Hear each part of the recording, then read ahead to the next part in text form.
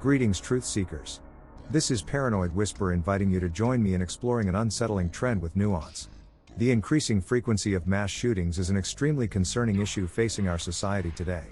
In this video, we will objectively analyze a range of factors that may contribute to these tragic events, from mental health to political rhetoric to media contagion. I aim to provide perspective without promoting conspiracy theories or misinformation. Please hit subscribe if you want to support insightful content tackling complex challenges we all must confront. Now let's dive in.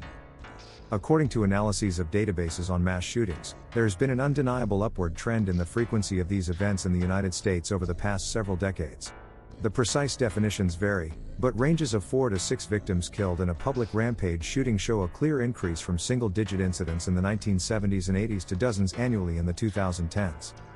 Of course, mass violence is still extremely statistically rare, but the growth is concerning and calls for deeper understanding of potential contributing factors. One natural area of analysis is the psychology and stated motivations of mass shooters themselves. A look across shooters' writings and so-called manifestos reveals some common threads of anger, resentment of others, and desire for infamy. Many demonstrate interest in prior high-profile shooters or express a desire for copycatting previous events. There are also instances of mental health issues being apparent but inadequately addressed. Isolation and disconnectedness is another theme emerging from some shooter profiles.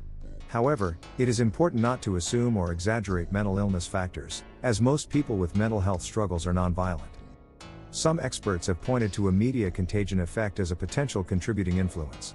The idea is that obsessive media coverage focused on the killer, their writings, motives and methodology could encourage copycats intentionally seeking similar fame and notoriety.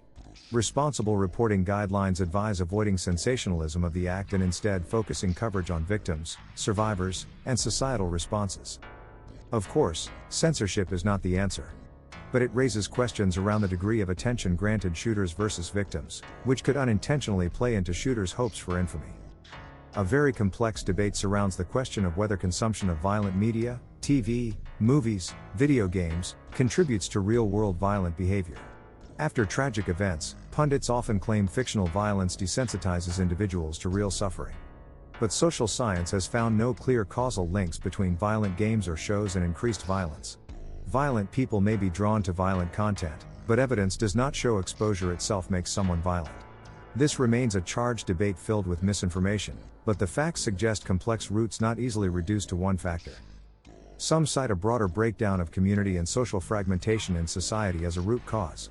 As people report having fewer close friends and community connections, some hypothesize this lack of human bonds and support enables those predisposed to extremism to go down dark paths.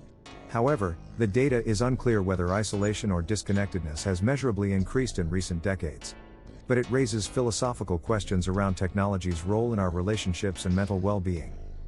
Highly charged political rhetoric has also been scrutinized as a possible influence, particularly discourse that demonizes opponents using violent imagery and words like enemy. But directly linking words to horrific criminal acts is difficult. The vast majority of those exposed to charged rhetoric, even radicalizing messages, never enact violence. Still, responsible leaders should be cognizant of tones that feed extremism. It is clear the mental health care system has troubling gaps in reaching those who need intervention and treatment, especially economically disadvantaged groups. By its nature, mass violence implies mental disturbance requiring help. Better access to quality mental health care could allow early identification and prevention in some instances. But again, those with mental illness are far more often victims than perpetrators of violence. Finally, access to firearms enables attacks to occur and raise casualties. That is an undeniable factor. But cultural, political and policy debates swirl complexly around any changes to firearm access and rights. While an understandable topic, simplistic partisan arguments rarely illuminate solutions. But mass shootings cannot occur without functional lethal weapons accessible to would-be attackers. There are no easy answers or singular causes for why mass shootings happen with growing frequency. Attributing them to one ideology, mental illness profile, or social trend diminishes complex human realities. We must have compassion, fund mental health care, counter online radicalization, and debate firearm policies grounded in data, not agendas. The path forward lies in societal cohesion, not division. This is Paranoid Whisper stimulating civil discourse. Please share your thoughtful perspectives in the comments below.